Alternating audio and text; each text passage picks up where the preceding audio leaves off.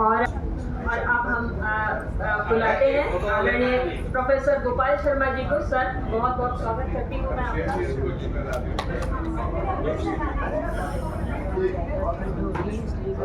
Sir,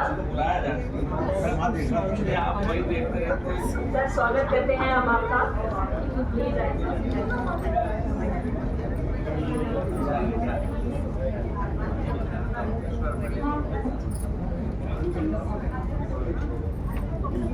जल्दी जल्दी लीजिए सर, को लेट हो रहा है।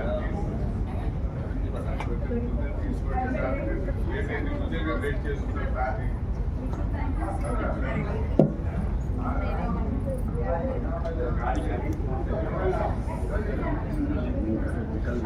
मेट्रो को सुनने वाला तो सुनने वाला ठीक है।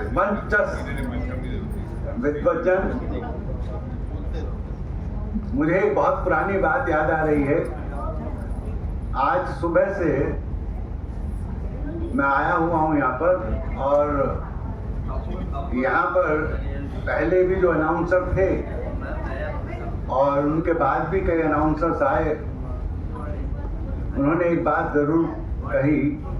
जब भी कोई आमंत्रित अभ्यागत अनुपस्थित रहता है तो वे कहते हैं कि अमुक व्यक्ति अस्वस्थ होने के कारण आज आने में समर्थ नहीं है, इसलिए उन्हें क्षमा कीजिए, या फलाने आदमी आज नहीं आ पाए क्योंकि वे अस्वस्थ थे। आपके सामने जो व्यक्ति खड़ा है वह आज इसलिए आया है क्योंकि वह अस्वस्थ है और अगर वह स्वस्थ होता तो वो कभी नहीं आता। मैं पिछले 26 जनवरी से भारत में हूँ और तब से ही अस्वस्थ चल रहा हूँ।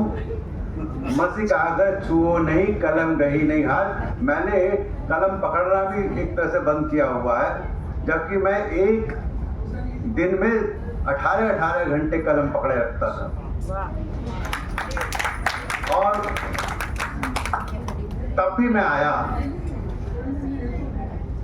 मुझे आदरणीय अहिल्या मिश्रा जी के बारे में सूचना तो मिल ही गई थी, लेकिन मेरा उनसे जो संबंध है वो तब का है जब वो आशा जी जैसा दिखाई देती थी, और हम लोग इसी शहर में तब से उन्हें जानते हैं जब हम प्रवीण प्रणव जी के बारे में जानते ही नहीं थे। बहुत सारे ऐसे लोग हैं यहाँ पर जो जानते हैं कि मैं कब से उन्हें जानता हूँ और हमने क्या क्या उलट बांसियां की उस जीवन में, जिस जीवन में हम नई नई पुस्तकों का लोकार्पण किया करते थे और काफी खिलंगड़ापन भी किया करते थे। तो वो जो सारे संस्मरण हैं, अगर मुझसे कोई कहता सीधे तो नहीं कहते कि लोग किताब किया करते थे, तो एक किताब क्या होता है लिख दिया उस पर बन जाती। एक हमारी अहिल्या जी से कई बार इस बात पर बहस हो जाती थी। वे कहती थी कि मैं कवित्री हूँ बेहतर, हम कहा करते थे नहीं, गद्य आपका बेहतर है। जब नारी दंश दनन दायित्व जैसी पुस्तकें जिनका नाम ही विश्वविद्यालय की तथाकथित प्राचार्यों को पसंद नहीं आता था, तब उस पर बहसें होती थी। आज तो आपने अवधेश जी का भाषण सुना, कितने विस्तार से उन्होंने बताया। उन्होंने यह नहीं बताया, शायद संकोच कर गए कि हमारे टैगोर जी को नोबेल प्राइज मिलने के पीछे दो कारण थे।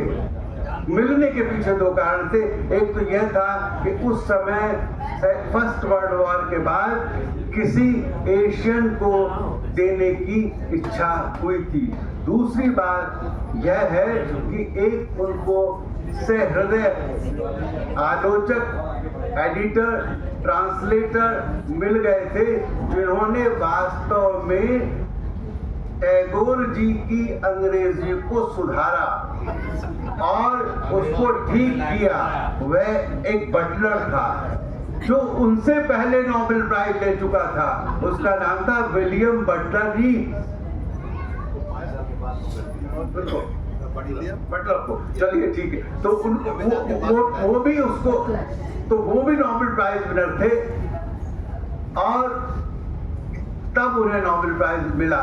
अभी बताया गया गीतांजलि श्री का, बानू मुश्ताक का, अभी एक किताब ट्रांसलेट हुई और मेरे सामने है, वो किताब भी रखी है। तो हमारे लोगों को क्यों नहीं मिलता? क्योंकि हमारे पास ट्रांसलेटर्स उस दर्जे के नहीं है। मेरा यह सौभाग्य रहा कि इस साल मैं नॉर्वे में था जिस समय नोबेल प्राइज बांटे जा रहे थे दिसंबर में, और मैंने एक नोबेल प्राइज विनर पर पुस्तक भी लिखी थी। क्या नाम था? मारिया मचाडो कुछ नाम है उसका। उन पर मेरी एक किताब है, आपको मिल जाएगी अमेज़न पर। शायद वो पहली किताब है और आखिरी किताब है जब तक कि वेनेजुएला में सब शांति नहीं हो जाती। हाँ, मारिया कोरिना मचाडो पर मेरी पुस्तक है। तो मैं वहाँ था। हमारे पास ना तो अच्छे ट्रांसलेटर हैं और ना ही लिटरेरी एजेंट हैं। हमारे पास हमारी तो पुस्तक ही छपती नहीं है। हम कहाँ से लिटरेरी एजेंट रखेंगे? तो एक पूरा तंत्र है जो काम करता है। आपको अपनी पुस्तक ट्रांसलेट ही नहीं करानी है, उसकी बैटिंग भी करानी होगी, उसको उस लायक बनाना होगा कि मैं अभी देख रहा था, मुझे पता नहीं कि वो ट्रांसलेटर चले गए कि नहीं चले गए, लेकिन मेरे जैसा मामूली अध्यापक भी उस ट्रांसलेशन को पढ़ करके चाहता था कि इसमें कहीं ना कहीं मैं रेड लगा दूं, क्योंकि अंग्रेज लोग जिस तरह की अंग्रेजी चाहते हैं वो ये अंग्रेजी नहीं है। हमें वह इंग्लिश देनी होगी और हमें इंग्लिश में देना ही होगा। वरना तो हम कहते रहेंगे हमारा सर्वश्रेष्ठ कवि है प्रेमचंद, कहते रहिए। तो ये तो खैर बात रही अलग। मैं ये कहना चाह रहा हूं कि हमारे अहिल्या मिश्रा जी से जो संबंध थे वे थे नहीं बल्कि हैं, इसलिए हम यहाँ पर हैं। और ये सारा जो आयोजन हो रहा है, मैं तो पहले देख रहा था कि सारी पुस्तकों का लोकार्पण हो गया, पुस्तक खोली भी नहीं गई। कल हो सकता है कि अभी तो आपने मैंने अभी यहाँ पर एक बहुत अच्छे ट्राई किया कि मैंने AI से पूछा कि डॉक्टर अहिल्या मिश्रा के बारे में कुछ बताइए, मुझे भाषण देना। अभी 2 मिनट पहले पूछा तो अहिल्या मिश्रा के बारे में AI बता रहा है, ये बता रही है। इसका मतलब ये है कि अब हमें AI से पूछना होगा कि उन्होंने कौन कौन सी पुस्तकें लिखी। Doctor Ahilya Mishra was a prominent Hindi writer, poet and social worker based in Hyderabad. She was widely recognized for her contribution to Hindi literature and her leadership in various cultural and literary organizations. ये पूरा article उसने मुझे लिखकर दे दिया। और खास बात जो वो तो लिख के हम नहीं डाल रखा हो उस पे। हमारा अनुवाद है, वो हमारे हिंदी का अनुवाद है। और सबसे बड़ी बात यह है, her legacy continues through the Dr. Ahilya Mishra Smriti Samman, a recent ceremony for this award and the Sahitya Garima Puraskar was scheduled for March 15, 2026 in Nampalli, Hyderabad। ये न्यूज़ हमने बनाई थी ना। तो आप हमारा ड्राफ्ट किया हुआ इस तरह से आप डॉक्टर अहिल्या मिश्रा का जो अब ये AI स्वरूप निश्चित और निर्धारित कर रहे हैं, मेरी आप लोगों से प्रार्थना है कि यदि आप कवि हैं तो आज अपनी कविता पाठ करने के साथ साथ यह संकल्प लेकर के में जाइए कि आप भी जब AI से पूछें, गूगल से पूछें कि मेरा नाम XYZ है, मेरे बारे में बताइए। तो कुछ आपको अगर अमृत प्राप्त करना है, अगर आपको 100-200 साल बाद भी इस दुनिया में जिंदा रहना है, तो अपना नाम यहाँ रजिस्टर्ड कराइए और आपको स्वर्ग में जाने से कोई नहीं रोक सकेगा। उसके पहले ऋषभ सर से हिंदी में लिखवा के अपलोड कराइए ताकि AI फिर अंग्रेजी में बताए। क्योंकि AI के द्वारा अभी किसी ने कहा अनुवाद, AI अनुवाद भी कर देगा आपकी पुस्तकों की, सब कुछ कर देगा। अब AI आपके न होने पर आपकी कविता को उसी लहजे में पढ़ देगा जिस लहजे में आप पढ़ा करते होंगे। तो इसलिए इन चीजों का भी ध्यान रखें और इनको भी कविता का विषय बनाएं। मैंने अभी एक किताब लिखी थी जिसमें 75 कविताएं मोदी जी 75 साल के हो गए थे जब, तो 75 कविताएं AI से लिखवाई उनके एक विचार को लेकर के, और वो पुस्तक बन गई। और उसको मैंने भारत के ही नहीं बल्कि विश्व के 3 बड़े प्रोफेसर्स को और एक IT स्पेशलिस्ट को दी वो पुस्तक कि बताइए कि इस पुस्तक की गुणवत्ता कैसी है। और हर प्रोफेसर ने प्रोफेसर गोपाल शर्मा के कसीदे लिखे और 2-3 पेज में मुझे बताया कि उच्च गुणवत्तापूर्ण कविता है जो अंग्रेजी में कभी लिखी नहीं गई, और वह सब AI के द्वारा लिखी गई कविताएं। उसी पुस्तक पर नरेंद्र मोदी को हम नोबेल प्राइज दिलवाएंगे। तो ट्रंप से पहले मोदी का है।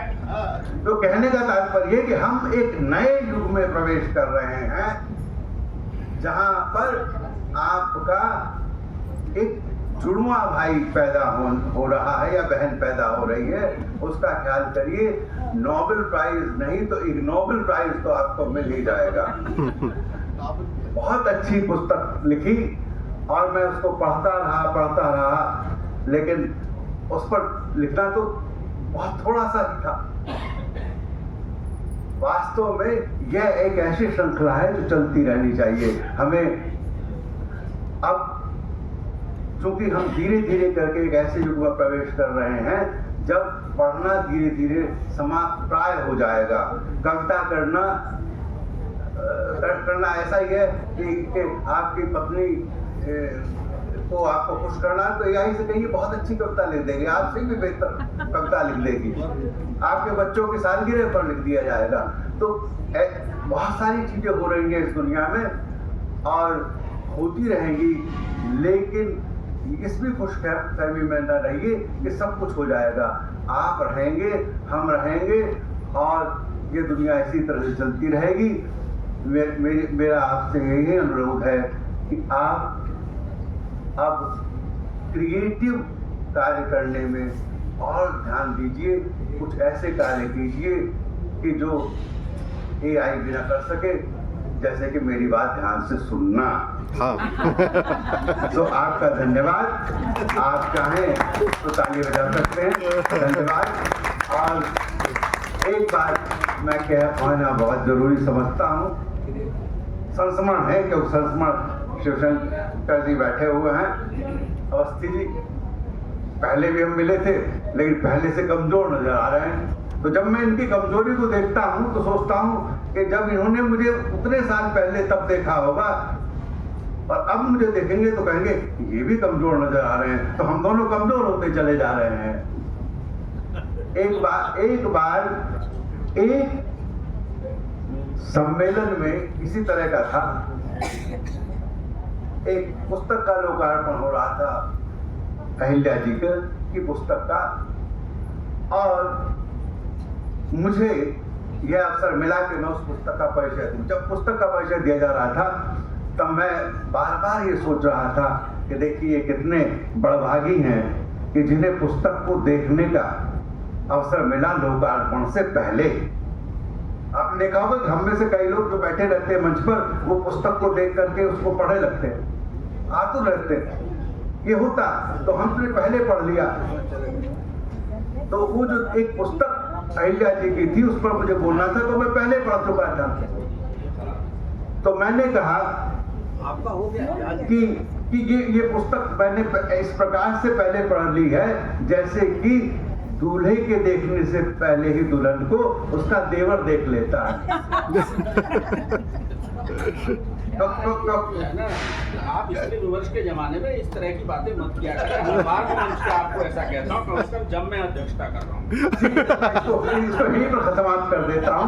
कहने का तात्पर्य महिलाओं की संख्या ज्यादा हो गई, उसको एक्सपंज कर दिया जाए। एक्सपेंड कर देता हूँ। ये तो इनके साथ आजादी लेते हैं, ये भी हमारा मजाक करने तो का कहने का तात्पर्य है कि हमारे उस जमाने से, जिस जमाने में जब सन 80-85 हुआ करता था, उस जमाने से लेकर के 2025 तक हम आए हैं।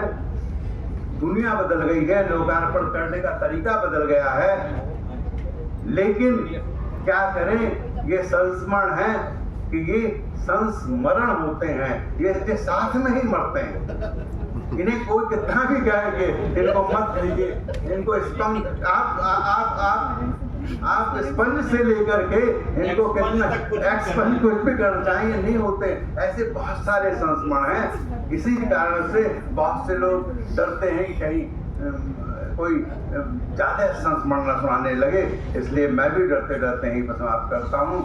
लेकिन ये जरूर बात है कि ऐसे संस्मरणों से दुनिया खाली नहीं है, हर एक के पास ऐसे संस्मरण होंगे। कुछ चेहरे में देख रहा हूँ जो पुराने हैं, उनके पास ऐसे संस्मरण जरूर होंगे मैडम के, अहिल्या जी के, और उन्हीं की स्मृति को प्रणाम करते हुए मैं आप सबसे निवेदन करता हूँ कि अब कविता की तरफ दौड़िए, क्योंकि ये बहुत ही जरूरी कार्य हुआ करता है। यहाँ पर EI इत्यादि नहीं चलता। धन्यवाद।